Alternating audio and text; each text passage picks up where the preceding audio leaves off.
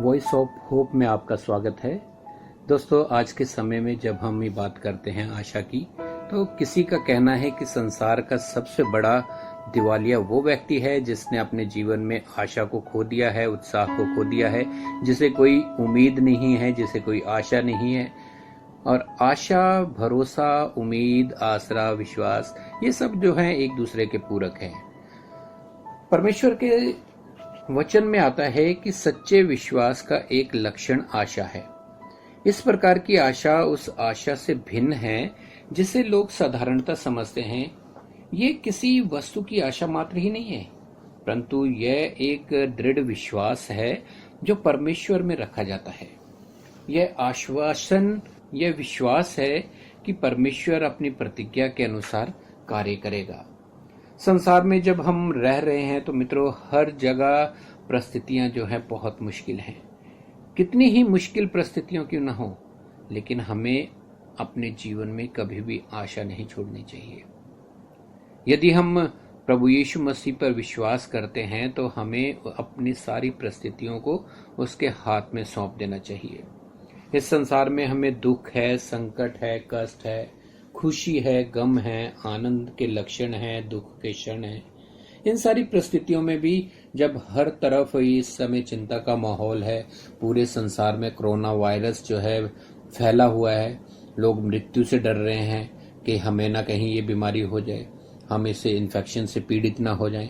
लेकिन यदि हमारा विश्वास और भरोसा प्रभु यीशु मसीह पर है तो हमें भरोसा होगा कि हमारा प्रभु अपने वायदों का सच्चा परमेश्वर है, जो ना कभी हमें छोड़ता है और ना कभी हमें त्यागता है। वचन कहता है, भजन संहिता उसका 33 अध्याय 18 वचन में, कि देखो यहोवा की दृष्टि उसके डरवैयों पर और उन पर जो उसकी करुणा की आशा रखते हैं बनी रहती है, कि वह उनके प्राण को मृत्यु से बचाए और अकाल के समय में भी उनको जीवित रखे। तो देखा हुआ दोस्तों, परमेश्वर का वचन कहता है कि अगर सचमुच में हम उसका डर और भय मानने वाले हैं तो हमें उसके ऊपर आशा रहती है कि हमारा परमेश्वर अपने बच्चों को कभी भी नहीं छोड़ता है। कभी भी कोई भी परिस्थिति हमारे जीवन में आ जाए तो हमारा परमेश्वर हमारे प्राण को मृत्यु से बचाने की शक्ति रखता है। अकाल के समय में भी वो हमें जो है जीवित रखता है। तो मित्रों, इस संसार में चाहे कोई भी परेशानी क्यों ना हो, हमें ये समझना चाहिए कि हर एक परेशानी से बड़ा मेरा खुदा है। मेरा खुदा मुझे किसी भी परिस्थिति में अकेला नहीं छोड़ेगा। और यदि हम इसी जीवन में जो हमारी भौतिक आवश्यकताएं हैं, केवल हम इसी के ऊपर विश्वास रख के परमेश्वर के साथ साथ चल रहे हैं, तो पौलुस कहता है कि यदि हम केवल इसी जीवन में मसीह से आशा रखते हैं तो हम सब मनुष्यों से अधिक अभागे हैं। मित्रों, ये जीवन हमारा सदाकाल का जीवन नहीं है। बाइबल कहती है कि मनुष्य का जन्म लेना, मरना और अंतिम न्याय का होना, ये सब तय है। इस जीवन में यदि हमने यीशु मसीह को पा लिया है तो वो हमें एक आशा देता है। और वो यूहन्ना रचित सुसमाचार उसका 14 अध्याय में प्रभु यीशु मसीह कहते हैं कि जहां मैं रहूंगा वहां मैं तुम्हें भी रखूंगा।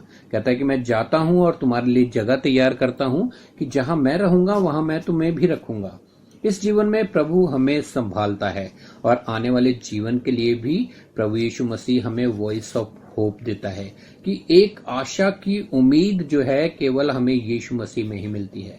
कि इस संसार में हमें दुख है, कलेश है, संकट है, चिंता है, फिक्र है, लेकिन हमारा प्रभु कहता है कि चिंता मत करो, मैंने संसार को जीत लिया है। जब प्रभु यीशु मसीह ने संसार को जीत लिया है तो वो हमें संभालने वाला परमेश्वर है। चाहे कोई भी परिस्थिति हमारे जीवन में क्यों ना आ जाए, हमारा प्रभु ना हमें कभी छोड़ता है ना कभी हमें त्यागता है।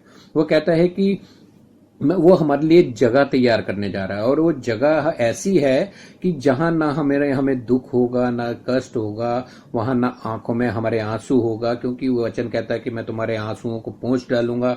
इसके बाद ना शोक होगा, ना विलाप होगा और ना कोई पीड़ा होगी। तो ऐसे स्थान को देने की आशा हमें प्रभु यीशु मसीह ने दी है। और मेरा और आपका उत्तरदायित्व तो यही है कि उस आशा के लिए हम अपने इस जीवन में हर संभव प्रयत्न करें कि जब हम इस संसार को छोड़कर जाएं या प्रभु यीशु मसीह इस संसार में आए तो हम उस जगह को जो प्रभु यीशु मसीह ने हमारे लिए तैयार की है उसको हम पाने के लायक बन सकें।